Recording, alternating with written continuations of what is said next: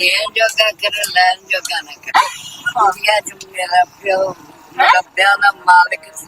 ਅੱਛਾ ਇੰਡੀਆ ਚ ਇੰਡੀਆ ਚ ਫਿਰੋਜ਼ਪੁਰ। ਜਿਸ ਵਕਤ ਵੀਡੀਓ ਮੈਂ ਦੇਖੀ ਸਭ ਤੋਂ ਪਹਿਲਾਂ ਮੈਨੂੰ ਇਹ ਲੱਗਾ ਕਿ ਮੇਰੀ ਸਾਹਮਣੇ ਮੇਰੀ ਮਾਂ ਖੜੀ ਹੈ। ਇਸ ਕਿਉਂਕਿ ਹਾਲਾਤ ਹੁਣ ਉਹ ਪਹਿਲਾਂ ਵਾਲੇ ਨਹੀਂ ਰਹਿ ਗਏ ਜਿਹੜੇ ਕਿ ਪਹਿਲਾਂ ਸੀ। ਅੱਜ ਸੋਸ਼ਲ ਮੀਡੀਆ ਇੰਨਾ ਜ਼ਿਆਦਾ ਪਪੂਲਰ ਹੋ ਗਿਆ, ਇੰਨਾ ਅਗਾਂਹਵਧ ਹੋ ਗਿਆ ਤੇ ਇਹਦੇ 'ਚ ਕੋਈ ਸ਼ੱਕ ਨਹੀਂ ਹੈਗਾ ਤੇ ਸਰਕਾਰਾਂ ਨੂੰ ਵੀ ਝੁਕਣਾ ਹੀ ਪਏਗਾ ਇਹਨਾਂ ਗੱਲਾਂ ਅੱਗੇ ਤੇ ਸਰਕਾਰਾਂ ਵੀ ਮੇਲ ਕਰਾਉਣ ਦੇ ਵਿੱਚ ਆਪਣੇ ਆਪ ਨੂੰ ਇਸ ਵਿੱਚ ਦਾਨ ਪਾਉਣਗੇ। ਸਰਕਾਰਾਂ ਕੋਲ ਤਾਂ ਇਹੋ ਹੀ ਹੈਗਾ ਹੈ ਵੀ ਜਿਹੜੀਆਂ ਇਹ ਨਫ਼ਰਤ ਪੈਦਾ ਹੋਈ ਆਪਸ ਦੇ ਵਿੱਚ, ਚਾਹੇ ਉਹ ਕਿਸੇ ਵੀ ਹਾਲਾਤ ਵਿੱਚ ਹੋਈ ਆ, ਇਹਨਾਂ ਨੂੰ ਭੁੱਲ ਜਾਣਾ ਚਾਹੀਦਾ ਤੇ ਭਰਾ ਭਰਾ ਭੈਣ ਭੈਣ ਆਪਸ ਦੇ ਵਿੱਚ ਮਿਲਦੇ ਰਹਿਣ। ਸਤਿ ਸ਼੍ਰੀ ਅਕਾਲ। ਕੀ ਹਾਲ ਚਾਲ ਸਾਰਿਆਂ ਦਾ? ਉਮੀਦ ਕਰਦੇ ਹਾਂ ਤੁਸੀਂ ਸਾਰੇ ਠੀਕ ਠਾਕ ਹੋਵੋਗੇ ਤੇ ਵੈਲਕਮ ਕਰਦੇ ਹਾਂ ਤੁਹਾਡਾ ਇੱਕ ਵਾਰ ਫਿਰ ਤੁਹਾਡੇ ਪਿਆਰੇ ਚੈਨਲ ਤੇ। ਤਾਂ ਦੋਸਤੋ ਲੈ ਕੇ ਹਾਜ਼ਰ ਹੋਏ ਅੱਜ ਇੱਕ ਹੋਰ ਨਵੀਂ ਵੀਡੀਓ। ਅੱਜ ਜਿਹੜੀ ਵੀਡੀਓ ਲੈ ਕੇ ਆਏ ਆ ਜੀ, ਇਹਦਾ ਟਾਈਟਲ ਹੈਗਾ ਤਾਜ ਬੀਬੀ ਕਾ ਪਰਿਵਾਰ ਮਿਲ ਗਿਆ।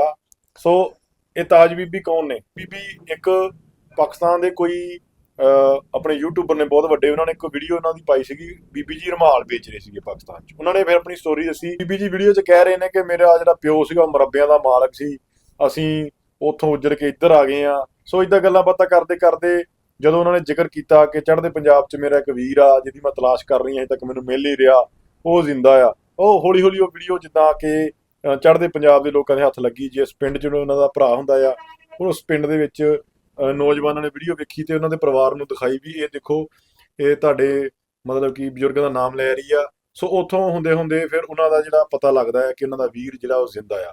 ਸੋ ਉਸ ਵੀਡੀਓ ਵਿੱਚ ਇਹ ਗੱਲਬਾਤ ਅੱਜ ਕਰ ਰਹੇ ਨੇ। ਦੇਖਦੇ ਆ ਕਿੱਦਾਂ ਇਹਨਾਂ ਦਾ ਮਿਲਾਪ ਹੁੰਦਾ ਆ, ਕੀ ਗੱਲਬਾਤ ਸੀਗੀ ਤੇ ਕਿੱਦਾਂ ਸਾਰੀ ਸਟੋਰੀ ਅੱਗੇ ਕਵਰ ਕਰਦੇ। ਜਿਹੜੇ ਵੀ ਦੋਸਤ ਅੱਜ ਪਹਿਲੀ ਵਾਰੀ ਸਾਡੇ ਚੈਨਲ ਤੇ ਆਏ ਨੇ, ਚੈਨਲ ਸਬਸਕ੍ਰਾਈਬ ਕਰ ਲਓ, ਲਾਈਕ ਸ਼ੇਅਰ ਤਾਂ ਕਮੈਂਟ ਕਰਕੇ ਆਪਣੇ ਵਿਚਾਰ ਜ਼ਰੂਰ ਦਿਆ ਕਰੋ। ਤੇ ਵੀਡੀਓ ਕਰਦੇ ਜੀ ਸਟਾਰਟ, ਬਾਕੀ ਗੱਲਬਾਤ ਕਰਾਂਗੇ ਬਾਅਦ। ਸਤਿ ਸ਼੍ਰੀ ਅਕਾਲ ਜੀ, ਤੁਸੀਂ ਜੁੜੇ ਹੋ ਖਬਰ ਦੇ ਨਾਲ। ਅੱਜ ਗੱਲ ਕਰਾਂਗੇ ਵੰਡ ਦੀ।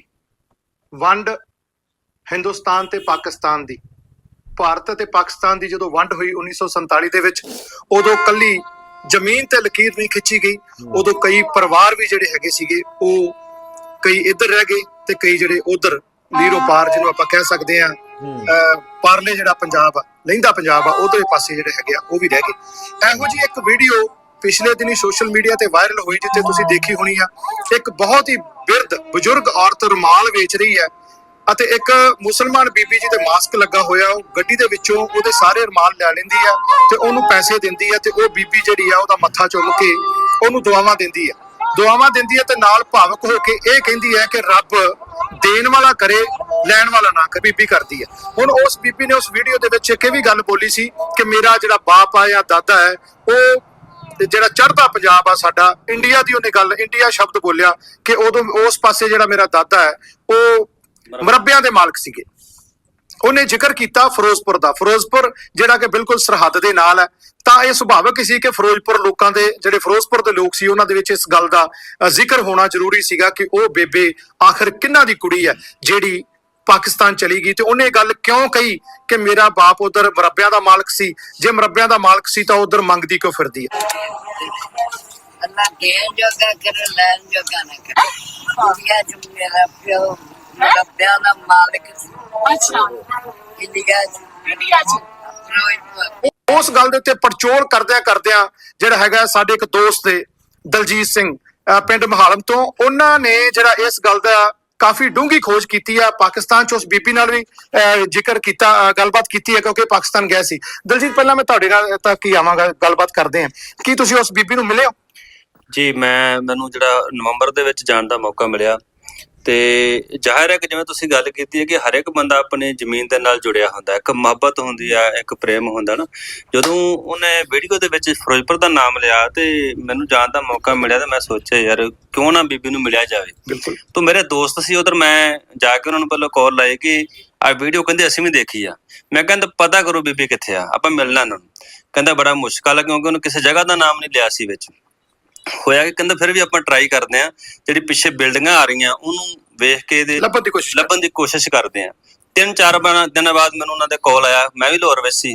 ਕਹਿੰਦੇ ਮਾਤਾ ਜੀ ਲੱਭ ਗਿਆ, ਤੁਸੀਂ ਆ ਜਾਓ, ਆਪਾਂ ਚੱਲਣਾ। ਮੈਂ ਕਿਹਾ ਤੁਸੀਂ ਆ ਜਾਓ, ਮੈਨੂੰ ਉੱਥੇ ਪਿਕ ਕਰ ਲਓ। ਉਹਨਾਂ ਨੇ ਆਪਣੀ ਗੱਡੀ ਲੈ ਕੇ ਆਂਦੀ, ਔਰ ਅਸੀਂ ਮੇਰੇ ਦੋਸਤ ਸੀ ਨਾਲ ਹੋਰ, ਤੇ ਅਸੀਂ ਉੱਥੇ ਜਦੋਂ ਗਏ ਤੇ ਉਸੇ ਪੁਆਇੰਟ ਤੇ ਉਹ ਰੁਮਾਲ ਹੀ ਵੇਚ ਰਹੀ ਸੀ। ਮੈਂ ਆਪਣਾ ਦੋਸਤ ਆ ਮੇਰੇ ਉਧਰ ਬਾਬਰ ਜਲੰਧਰ ਜੀ, ਉਹਨਾਂ ਨਾਲ ਕਾਲ ਕੀਤੀ ਕਿ ਇਸ ਤਰ੍ਹਾਂ ਪਰਿਵਾਰ ਮਿਲ ਗਿਆ ਬੀਬੀ ਜੀ ਦਾ, ਆਪਾਂ ਪੁਣ ਦਾ ਕੰਮ ਹੈ, ਆਪਣੇ ਹਿੱਸੇ ਆਇਆ ਤੇ ਆਪਾਂ ਨੂੰ ਕਰਨਾ ਚਾਹੀਦਾ। ਨਾਸਰ ਕਿਸਾਨਾ ਜੀ ਆ, ਉਹਨਾਂ ਦੀ ਡਿਊਟੀ ਲਾਈ, ਉਹਨਾਂ ਨੇ ਮੇਰੇ ਨਾਲ ਸੰਪਰਕ ਕੀਤਾ ਤੇ ਫਿਰ ਮੈਂ ਉਹਨਾਂ ਨੂੰ ਦੱਸਿਆ ਕਿ ਇਸ ਤਰ੍ਹਾਂ ਇਹਨਾਂ ਦਾ ਪਰਿਵਾਰ, ਆਹ ਨਿਸ਼ਾਨੀਆਂ ਦੱਸੀਆਂ, ਸਾਰੀਆਂ ਮੇਲ ਖਾਂਦੀਆਂ।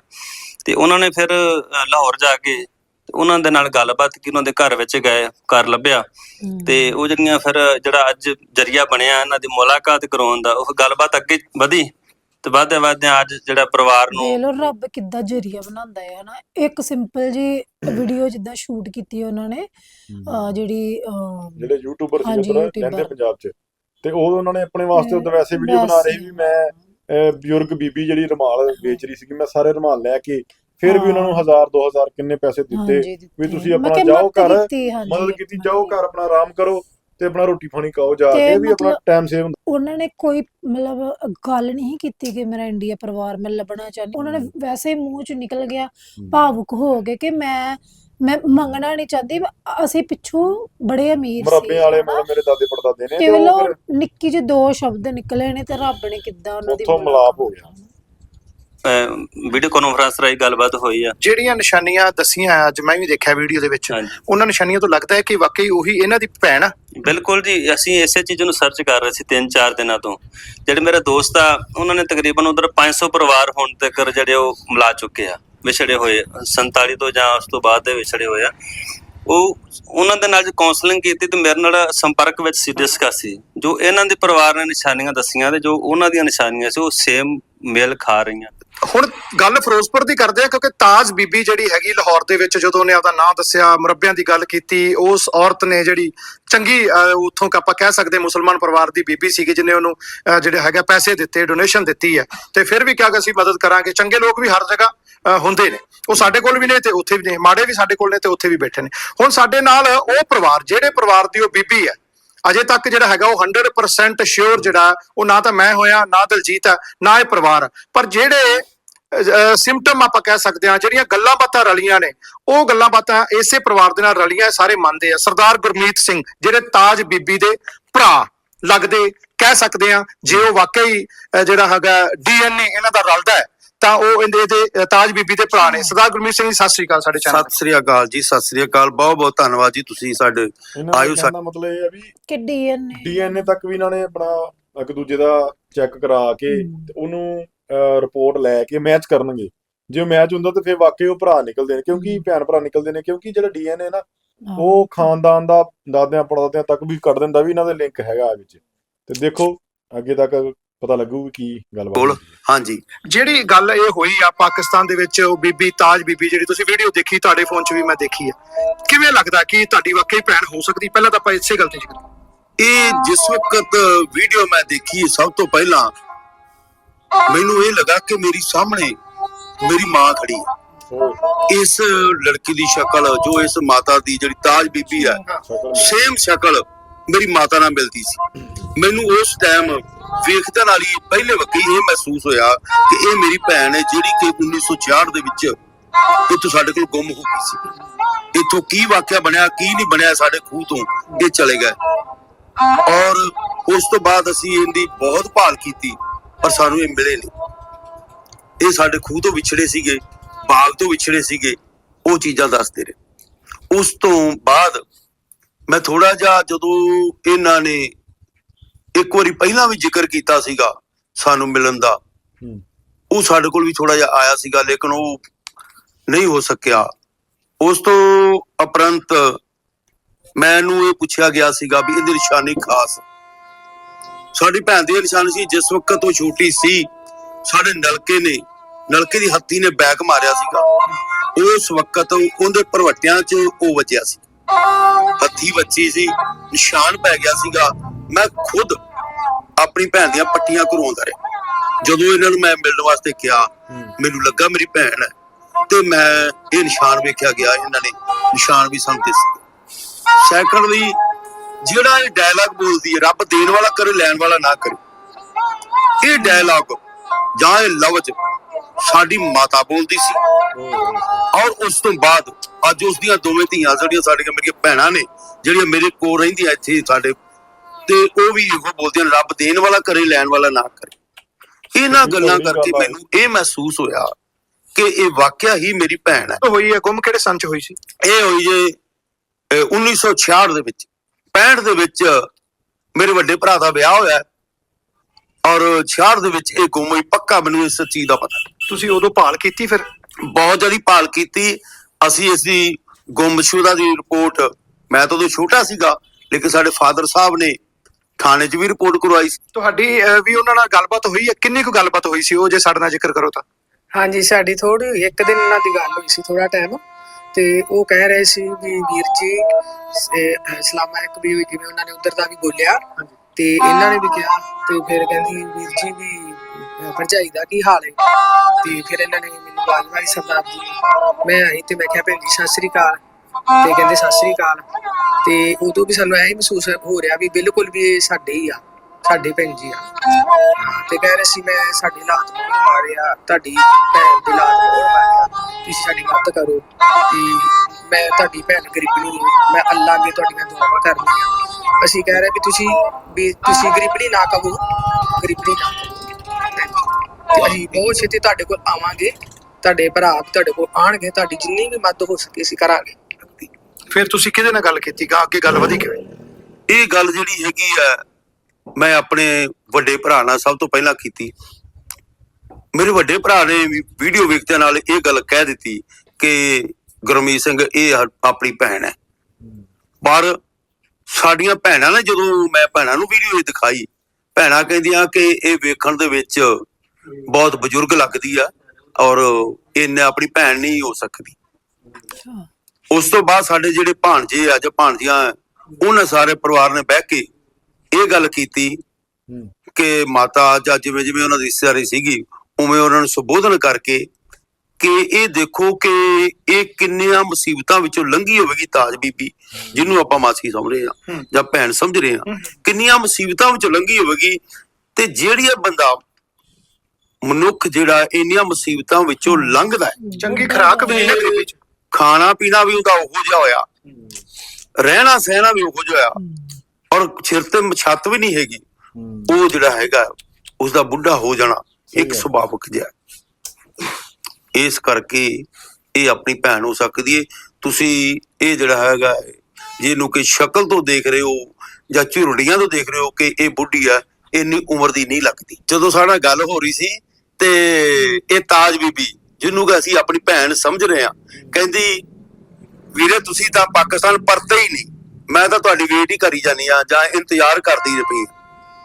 ਤੇ ਸਾਨੂੰ ਉਹ ਵੀ ਬੜਾ ਮਹਿਸੂਸ ਹੋਇਆ ਕਿ ਸਾਡੀ ਭੈਣ ਅੱਜ ਵੀ ਇੰਨੇ ਸਾਲਾਂ ਬਾਅਦ ਵੀ ਸਾਨੂੰ ਆਪਣੇ ਮਿਲਾਪ ਵਾਦੇ ਕਰਦੀ ਹੈ, ਲੇਕਿਨ ਥੋੜੇ ਸਮੇਂ ਬਾਅਦ ਪਤਾ ਨਹੀਂ ਕੀ ਯਾਦਾਸ਼ਤ ਉਹਨਾਂ ਦੀ ਕਮਜ਼ੋਰ ਹੋ ਜਾਂਦੀ ਸੀ, ਕੀ ਗੱਲ ਬਣਦੀ ਸੀ ਭੁੱਲ ਵੀ ਜਾਂਦੀ ਸੀ। ਇਹ ਆਮ ਜੀ ਗੱਲ ਹੋ ਰਹੀ ਸੀ, ਕਦੀ ਕਦੀ ਵਧੀਆ ਕਰ ਰਹੇ ਸੀ ਸਾਡੇ ਤੱਕ। ਜਿਹੜੀਆਂ ਉਹਨਾਂ ਨੇ ਗੱਲਾਂ ਕੀਤੀਆਂ ਸੀ, ਖੂਹ ਸੀਗਾ, ਉਹਦੇ ਬਾਰੇ ਥੋੜਾ ਡਿਟੇਲ ਚ ਦੱਸੋ ਵੀ ਕਿੱਥੇ ਖੂਹ ਸੀ, ਬਾਗ ਕਿੱਥੇ ਸੀਗਾ ਜਿੱਥੋਂ ਗੁੰਮ ਹੋਈ? ਇਹ ਸਾਡੇ ਤੋਂ ਮੈਕਸਿਮਮ ਆਪਣੇ ਘਰ ਤੋਂ 400 ਮੀਟਰ ਦੂਰੀ ਤੇ ਖੂਹ ਹੈ ਔਰ ਦੋਨੇ ਪਾਸੇ ਉਹ ਸੜਕ ਦੇ ਬਾਗ ਨੇ।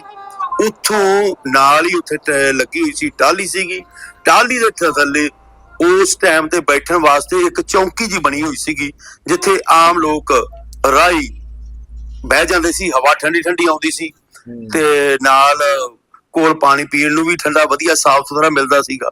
ਉੱਥੇ ਇਹ ਸੌਂ ਗਈ ਆ। ਉਸ ਤੋਂ ਬਾਅਦ ਇਹ ਕੁਝ ਵਾਕਿਆ ਹੋ ਗਿਆ, ਉਹ ਸਾਨੂੰ ਨਹੀਂ ਪਤਾ ਹੈਗਾ ਵੀ ਕਿਵੇਂ ਹੋਇਆ ਕਿਵੇਂ ਨਹੀਂ ਹੋਇਆ। ਅੱਜ ਤੱਕ ਸਾਨੂੰ ਉਹ ਮਿਲ ਨਹੀਂ ਸਕੇ। ਜਿੰਨੀਆਂ ਕੋ ਗੱਲਾਂ ਹੁਣ ਤੱਕ ਹੋ ਗਈਆਂ ਉਹਨਾਂ ਦੇ ਨਾਲ, ਉਹਨਾਂ ਚੋਂ ਤੁਸੀਂ ਕਿੰਨੇ % ਜਿਹੜਾ ਹੈਗਾ ਸੰਤੁਸ਼ਟ ਹੋ ਕਿ ਇਹ ਉਹੀ ਤਾਜ ਬੀਬੀ ਹੈ ਜਿਹੜੀ ਤੁਹਾਡੀ, ਇਹਦਾ ਛੋਟਾ ਨਾਮ ਭੁੰਡੀ ਸੀ ਸ਼ਾਇਦ ਮੈਨੂੰ ਲੱਗਦਾ, ਉਹ ਵੀ ਇੱਕ ਸਿੰਪਟਮ ਹੀ ਹੈ, ਇਹਨਾਂ ਮੰਨਿਆ ਆਪਦੇ ਮੂੰਹ? ਹਾਂ, ਇਹ ਵੀ ਇਹਨੇ ਸਾਡੇ ਨਾਲ ਗੱਲ ਕੀਤੀ। ਇੱਕ ਦਿਨ ਗੱਲ ਸਾਡੇ ਥੋੜੀ 2 ਮਿੰਟ ਗੱਲ ਹੋਈ ਸੀਗੀ। ਉਸ ਦਿਨ ਇਹਨਾਂ ਨੇ ਜ਼ਿਕਰ ਕੀਤਾ, ਅਸੀਂ ਇਹਨਾਂ ਪੁੱਛਿਆ ਤੁਹਾਡਾ ਬਚਪਨ ਦਾ ਨਾਂ ਤੁਹਾਨੂੰ ਕੋਈ ਯਾਦ ਹੋਵੇ ਜਾਂ ਕਿੱਦਾਂ? ਇਹਨੇ ਦੱਸਿਆ ਭੁੰਡੀ। ਇਹ ਪੱਕੀ ਗੱਲ ਹੈ ਕਿ ਅਸੀਂ ਇਹ ਸਾਡੀ ਭੈਣ ਜਿਹੜੀ ਸੀਗੀ ਸਭ ਤੋਂ ਵਧੀਆ ਇੰਟੈਲੀਜੈਂਟ ਸੀਗੀ, ਭਾਵੇਂ ਉਮਰ ਛੋਟੀ ਸੀ, ਕੰਮਕਾਜ ਦੇ ਵਿੱਚ ਬਹੁਤ ਨਿਪੁੰਨ ਸੀਗੀ। ਔਰ ਸਾਡੀ ਮਾਤਾ ਤੇ ਸਾਡੇ ਪਿਓ ਨੇ ਇਹਦਾ ਨਾਂ ਭੁੰਡੀ ਰੱਖਿਆ ਸੀ ਕਿ ਛੇਤੀ ਭੱਜ ਕੇ ਇੱਧਰ ਉੱਧਰ ਮਿੰਟੋ ਮਿੰਟ 'ਚ ਕੰਮ ਕਰ ਲੈਂਦੀ ਸੀ। ਤੇ ਉਹਨੇ ਮੰਨਿਆ ਕਿ ਮੇਰਾ ਨਾਂ ਭੁੰਡੀ ਸੀ? ਹਾਂ, ਭੁੰਡੀ ਉਹਨੇ ਸਾਨੂੰ ਇੱਕ ਵਾਰੀ ਕਿਹਾ ਵੀ ਮੇਰਾ ਨਾਂ ਭੁੰਡੀ ਹੈ, ਔਰ ਮੈਂ ਆਪਣੇ ਜਦੋਂ ਮੈਨੂੰ ਆਪਣੇ ਪਰਿਵਾਰ ਦੀ ਯਾਦਾਸ਼ਤ ਆਉਂਦੀ ਆ, ਉਸ ਨੂੰ ਯਾਦਾਸ਼ਤ ਨੂੰ ਤਾਜ਼ਾ ਕਰਨ ਵਾਸਤੇ ਕਿ ਮੈਂ ਆਪਣੀ ਲੜਕੀ ਦਾ ਨਾਂ ਵੀ ਇੱਕ ਦਾ ਨਾਂ ਭੁੰਡੋ ਰੱਖਿਆ ਹੋਇਆ ਹੈ। ਵੀ ਤਾਂ ਕਿ ਉਹਦਾ ਬਚਪਨ ਦੇਖੋ ਤੁਸੀਂ, ਕਿਉਂਕਿ ਕਿੰਨੀਆਂ ਮੁਸ਼ਕਲਾਂ ਦੇ ਵਿੱਚੋਂ ਉਹਦਾ ਜੀਵਨ ਗੁਜ਼ਰਿਆ ਹੋਣਾ ਹੈ। ਜੇ ਉਹ ਇਹੀ ਤਾਜ ਬੀਬੀ ਜਿਹੜੀ ਹੈ ਤੁਹਾਡੀ ਭੁੰਡੀ ਹੈ, ਜਦੋਂ ਇੱਥੋਂ ਕਿਡਨੈਪ ਹੋਈ ਕੋਈ ਲੈ ਕੇ ਗਿਆ, ਕਿੰਨੀਆਂ ਮੁਸ਼ਕਲਾਂ ਚੋਂ ਉਹਦਾ ਜੀਵਨ ਗੁਜ਼ਰਿਆ ਹੋਣਾ, ਤਾਂ ਉਹਨੇ ਆਪਣੀ ਬੇਟੀ ਦਾ ਨਾਮ ਵੀ ਉਹੀ ਰੱਖਤਾ ਤਾਂ ਕਿ ਮੈਨੂੰ ਭੁੱਲੇ ਨਾ। ਹਾਂਜੀ, ਇਸੇ ਕਰਕੇ ਉਹਨੇ ਆਪਣੀ ਬੱਚੀ ਦਾ ਨਾਮ ਵੀ ਸ਼ੋਅ ਕੀਤਾ ਹੈ ਕਿ ਮੈਂ ਆਪਣੀ ਲੜਕੀ ਦਾ ਨਾਮ ਭੁੰਡੀ ਰੱਖਿਆ ਹੈ, ਯਾਦ ਕਰਨ ਵਾਸਤੇ ਵੀ ਮੇਰੇ ਪਿਛਲੀ ਮੈਨੂੰ ਯਾਦ ਆਉਂਦੀ ਰਹੇ। ਤੁਹਾਨੂੰ ਹੁਣ ਜੇ ਇਮੋਸ਼ਨਲੀ ਤੌਰ ਤੇ ਮੈਂ ਇਹ ਪੁੱਛਾਂ ਕਿ ਵਾਕਈ ਜੇ ਉਹ ਤੁਹਾਡੀ ਭੈਣ ਆ ਤੁਹਾਨੂੰ ਮਿਲਦੀ ਹੈ, ਕੀ ਫੀਲ ਕਰੋ? ਅਸੀਂ ਬਹੁਤ ਜ਼ਿਆਦਾ ਖੁਸ਼ੀ ਮਹਿਸੂਸ ਕਰਾਂਗੇ ਕਿ 55-56 ਸਾਲਾਂ ਬਾਅਦ ਇੱਕ ਸਾਡੀ ਵਿਛੜੀ ਹੋਈ ਭੈਣ, ਜਿਸ ਨੇ ਬਹੁਤ ਗਰੀਬੀ ਜਾਈ ਵੇਖਦੇ ਪਏ ਆ, ਜੋ ਸੁਣਦੇ ਪਏ ਆ, ਕੱਟੇ ਆ ਭੈਣ ਭਰਾ, ਅਸੀਂ ਮਹਾਰਾਜ ਕਰੇ ਕਿ ਸਾਡੀ ਇਹ ਭੈਣ ਹੀ ਨਿਕਲ ਆਵੇ ਤੇ ਅਸੀਂ ਇਹਨੂੰ ਪੂਰੀ ਮਦਦ ਕਰੀਏ, ਔਰ ਕਾਨੂੰਨੀ ਤੌਰ ਤੇ ਅਸੀਂ ਇਹ ਗੱਲ ਕਰੀਏ ਕਿ ਸਾਨੂੰ ਅਸੀਂ ਉਹਦਾ ਵੀਜ਼ਾ ਵੀ ਲਵਾਈਏ, ਉਹ ਸਾਨੂੰ ਮਿਲਣ ਵਾਸਤੇ ਆਵੇ, ਕਦੇ ਆਪਣੇ ਪਰਿਵਾਰ ਨੂੰ ਲੈ ਕੇ ਆਵੇ, ਆਪਣੇ ਬੱਚਿਆਂ ਨੂੰ ਲੈ ਕੇ ਸਾਡੇ ਕੋਲ ਆਵੇ ਜਿਹੜੇ ਉਹਦੇ ਉੱਥੇ ਬੱਚੇ ਨੇ। ਅਸੀਂ ਸਾਰਾ ਪਰਿਵਾਰ ਇੱਥੋਂ ਜਾਈਏ, ਆਪਣੀ ਭੈਣ ਨੂੰ ਮਿਲੀਏ, ਵੀ ਸਾਨੂੰ ਬਹੁਤ ਵੱਡੀ ਖੁਸ਼ੀ ਹੋਵੇਗੀ ਜੇਕਰ ਇਹ ਸਾਡੀ ਭੈਣ ਨਿਕਲ ਆਉਂਦੀ ਹੈ। ਲੇਕਿਨ 99% ਤਾਂ ਮੈਨੂੰ ਮੇਰੀ ਭੈਣ ਹੀ ਲੱਗਦੀ, 1% 'ਚ ਡਾਊਟ ਹੈਗਾ ਉਹ ਜੇ ਜਗ੍ਹਾ ਮੇਲ, ਕਿਉਂਕਿ ਹਾਲਾਤ ਹੁਣ ਉਹ ਪਹਿਲਾਂ ਵਾਲੇ ਨਹੀਂ ਰਹਿ ਗਏ ਜਿਹੜੇ ਕਿ ਪਹਿਲਾਂ ਸੀ। ਅੱਜ ਸੋਸ਼ਲ ਮੀਡੀਆ ਇੰਨਾ ਜ਼ਿਆਦਾ ਪਪੂਲਰ ਹੋ ਗਿਆ, ਇੰਨਾ ਅਗਾਂਹ-ਵਧੂ ਹੋ ਗਿਆ ਤੇ ਇਹਦੇ 'ਚ ਕੋਈ ਸ਼ੱਕ ਨਹੀਂ ਹੈਗਾ, ਤੇ ਸਰਕਾਰਾਂ ਨੂੰ ਵੀ ਝੁਕਣਾ ਹੀ ਪਏਗਾ ਇਹਨਾਂ ਗੱਲਾਂ ਅੱਗੇ, ਤੇ ਸਰਕਾਰਾਂ ਵੀ ਮੇਲ ਕਰਾਉਣ ਦੇ ਵਿੱਚ ਆਪਣੇ ਆਪ ਨੂੰ ਇਸ ਵਿੱਚ ਦਾਨ ਪਾਉਣਗੇ। ਸਰਕਾਰਾਂ ਕੋਲ ਤਾਂ ਇਹੋ ਹੀ ਹੈਗਾ ਵੀ ਜਿਹੜੀਆਂ ਇਹ ਨਫ਼ਰਤ ਪੈਦਾ ਹੋਈ ਆਪਸ ਦੇ ਵਿੱਚ, ਚਾਹੇ ਉਹ ਕਿਸੇ ਵੀ ਹਾਲਾਤ ਵਿੱਚ ਹੋਈ ਆ, ਇਹਨਾਂ ਨੂੰ ਭੁੱਲ ਜਾਣਾ ਚਾਹੀਦਾ ਤੇ ਭਰਾ ਭੈਣ ਆਪਸ ਦੇ ਵਿੱਚ ਮਿਲਦੇ ਰਹਿਣ।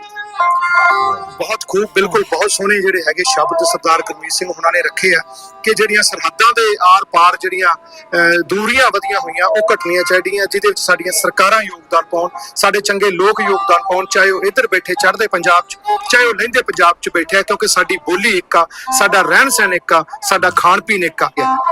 ਹੁਣ ਇਹ ਤਾਜ ਬੀਬੀ ਆਪਣੇ ਭਰਾਵਾਂ ਨੂੰ ਕਦੋਂ ਮਿਲਦੀ ਹੈ ਤਾਂ ਸਮਾਂ ਦੱਸੇਗਾ, ਪਰ ਸਰਹੱਦਾਂ ਦੀਆਂ ਦੂਰੀਆਂ ਮਿਟਾਉਣ ਵਾਲਿਆਂ ਦਾ ਵੀ ਧੰਨਵਾਦ ਕਰਨਾ ਚਾਹੀਦਾ, ਜਿਹੜੇ ਲੋਕ ਇਹੋ ਜਿਹੇ ਵਿਛੜੇ ਹੋਏ ਪਰਿਵਾਰਾਂ ਨੂੰ ਨਿੱਤ ਮਿਲਾਉਣ ਦੀਆਂ ਨਵੀਆਂ ਸਕੀਮਾਂ ਜਿਹੜੀਆਂ ਉਹ ਬਣਾਉਂਦੇ ਰਹਿੰਦੇ ਨੇ। ਸੋ ਅਸੀਂ ਇਸ ਖਬਰ ਚੈਨਲ ਦੇ ਜ਼ਰੀਏ ਦੋਹਾਂ ਦੇਸ਼ਾਂ ਦੇ ਜਿਹੜੇ ਸਾਡੀਆਂ ਸਰਕਾਰਾਂ ਨੇ ਉਹਨਾਂ ਨੂੰ ਵੀ ਦਰਖਾਸਤ ਕਰਦੇ ਆ, ਬੇਨਤੀ ਕਰਦੇ ਆ ਕਿ ਤੁਸੀਂ ਜਿਹੜੇ ਐਸੇ ਵਿਛੜੇ ਪਰਿਵਾਰ ਨੇ ਉਹਨਾਂ ਨੂੰ ਮਿਲਣ ਦਾ ਮੌਕਾ ਜ਼ਰੂਰ ਦਿਓ। ਉਹਨਾਂ ਜੀ ਬਹੁਤ ਹੀ ਜ਼ਿਆਦਾ ਇਮੋਸ਼ਨਲ ਵੀਡੀਓ ਸੀ ਤੇ ਮਤਲਬ ਕਿੱਦਾਂ ਦੀ ਫੀਲਿੰਗ ਹੈ ਇੰਨੇ ਸਾਲ ਬਾਅਦ ਇੱਕ ਵਿਛੜਿਆ ਹੋਇਆ, ਮਤਲਬ ਇੱਕ ਜੀ ਮਿਲਣਾ, ਭੈਣ ਭਰਾ ਮਿਲੇ ਨੇ। ਤੇ ਇੱਕ ਬੜੀ ਹੈਰਾਨੀ ਵਾਲੀ ਇਹ ਵੀ ਗੱਲ ਆਉਂਦੀ ਹੈ ਵੀ ਇੱਕ ਭਰਾ ਕਹਿ ਰਿਹਾ ਸਾਰੀਆਂ ਨਿਸ਼ਾਨੀਆਂ ਸੱਟ ਲੱਗੀ ਵੀ ਉਹਦੀ ਕਈ ਸਾਲ ਪਹਿਲਾਂ ਵਾਲੀ ਜਿਹੜੀ ਉਹ ਸਾਬਤ ਹੋ ਗਈ ਵੀ ਵਾਕਈ, ਹਜੇ ਵੀ ਫਿਰ 99% ਕਹਿ ਰਿਹਾ ਕਿ ਮੈਨੂੰ ਪੂਰਾ ਯਕੀਨ ਹੈ, 1% ਹਜੇ ਵੀ ਮਤਲਬ ਡਾਊਟ ਹੈਗਾ ਆ। ਤੇ ਉਹ ਮੈਨੂੰ ਲੱਗਦਾ ਉਹਦੇ ਕਰਕੇ DNA ਦੀ ਜਿਹੜੀ ਗੱਲਬਾਤ ਚੱਲ ਰਹੀ ਆ, ਮੈਨੂੰ ਲੱਗਦਾ ਵੀ ਰਿਪੋਰਟ ਜਦੋਂ ਕਲੀਅਰ ਹੋ ਜਾਏਗੀ ਤੇ ਫਿਰ ਗਾਂ ਆਪਣਾ ਜਿਹੜਾ ਤਾਲੁਕਾਤ ਆ ਉਹ ਬਣਾਉਣਗੇ, ਮਿਲਣਗੇ ਇੱਕ ਦੂਜੇ ਨੂੰ, ਹਨਾ। ਤੇ ਫਿਰ ਸਰਕਾਰ ਅੱਗੇ ਵੀ ਸ਼ੋਅ ਕਰਨਾ ਪੈਂਦਾ ਕਿ ਸਾਡੇ ਹੈ ਨਾ ਉਹ ਰਿਪੋਰਟ ਇੱਕ ਇਹਨਾਂ ਦਾ ਜਿੱਦਾਂ ਸਬੂਤ ਬਣ ਜਾਂਦਾ ਵੀ ਵਾਕਈ ਮੇਰੀ ਸਕੀ ਭੈਣ ਆ ਜਿਹੜੀ ਵਿਛੜ ਗਈ ਆ, ਆਪਾਂ ਇਹਨਾਂ ਨੂੰ ਮਿਲਣਾ ਚਾਹੁੰਦੇ ਆ, ਤੇ ਸਰਕਾਰ ਵੀ ਫਿਰ ਮਨਜ਼ੂਰੀ ਦਿੰਦੀ ਆ। ਤੇ ਬਹੁਤ ਵਧੀਆ ਲੱਗੀ ਵੀਡੀਓ, ਬਾਕੀ ਤੁਸੀਂ ਆਪਣੇ ਵਿਚਾਰ ਜ਼ਰੂਰ ਦਿਆ ਕਰੋ। ਤੇ ਅੱਜ ਲਈ ਇੰਨਾ ਹੀ, ਫੇਰ ਲੈ ਕੇ ਆਵਾਂ ਇੱਕ ਨਵੀਂ ਵੀਡੀਓ। ਸਤਿ ਸ੍ਰੀ ਅਕਾਲ।